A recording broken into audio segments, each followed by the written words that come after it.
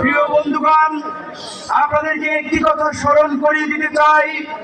আপনারা যদি ইসলামী রাজনীতি করেন, ইসলামী মূল্যবোধকে সামনে রেখে কথা বলেন, নিশ্চয়ই আপনারা জানেন আল্লাহ তাআলা মানুষকে ধন সম্পদ এবং ক্ষমতা দিয়ে এবং নিয়ে পরীক্ষা করে।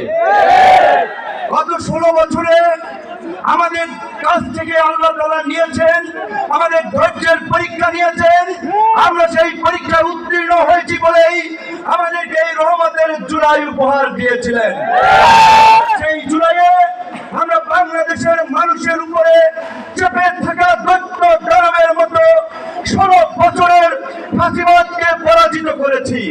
কিন্তু আমরা ওই যে আপনার হাদিস আছে, বিপদ কেটে গেলে মানুষ উৎফুল্ল হয়, অহংকারী হয়। তাই আমরা দেখতে পাচ্ছি এই গণ অভ্যুত্থানে আমাদের অংশীজনেরা মজলুম রাজকে উৎফুল্ল অহংকারী হয়ে জালিম হয়ে উঠছে। আমাদেরকে মনে করিয়ে দিতে চাই, আমরা যদি সীমা লঙ্ঘন করি শেখ হাসিনার মতো, আল্লাহ পাকও কিন্তু আমাদেরকে ছাড় দিবেন না। আজকে যেই ছাত্র জনতার সংগ্রামের মধ্য দিয়ে, যেই রক্ত এবং প্রাণের বিনিময়ে আমরা ঐতিহাসিক পরিবর্তন পেয়েছি, এই পরিবর্তনকে টেকসই করার জন্য আজকে বাংলাদেশের মানুষ যে শাসনতান্ত্রিক এবং সরকার ব্যবস্থার পরিবর্তনের আওয়াজ উঠিয়েছে, সরকারকে বলতে চাই সেই শাসনতান্ত্রিক ব্যবস্থার মৌলিক পরিবর্তন না করে আপনারা নির্বাচনের দিকে হাঁটবেন না। নির্বাচনের আগে সমস্ত রাজনৈতিক দল যেন নির্বিঘ্নে প্রচারণা করতে পারে, নিরপেক্ষ একটি প্রশাসনিক এবং রাষ্ট্র ব্যবস্থা থাকে, সেই লেভেল প্লেইং ফিল্ড নিশ্চিত করতে হবে, যেটা আজকের এই সমাবেশের একটি দাবি।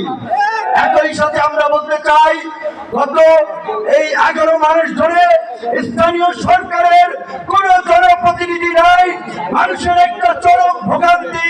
তাই অনতিবিলম্বে স্থানীয় সরকার নির্বাচনের মধ্য দিয়ে জনগণের এই দুর্ভোগ লাঘব করেন।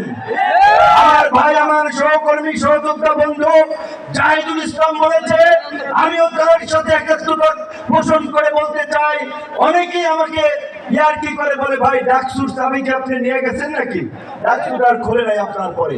তো আমি বলতে চাই, ডাকসু সহ সকল ছাত্র সংসদ নির্বাচনের মধ্য দিয়ে ছাত্র রাজনীতিতে একটি গুণগত পরিবর্তনের ধারা এই সরকারকে শুরু করতে হবে।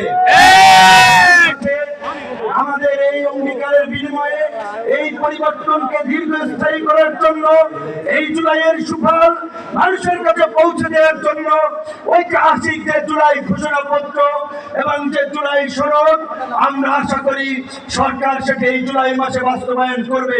অন্যথায় জুলাইয়ের অংশীদাররা এই সোহরাওয়ার্দী উদ্যানে যেমনি কিছুদিন আগে ইসলামী আন্দোলন সমাবেশ করছে, জামায়াত করছে, অন্যান্য দল করছে, সরকার যদি জুলাইয়ের ঘোষণা এবং জুলাই সনদ দিতে ব্যর্থ হয়, আমরা জুলাইয়ের অংশীদাররাই ঐক্যমতের ভিত্তিতে এই সোহরাওয়ার্দী উদ্যানে আমরা ঘোষণা করব।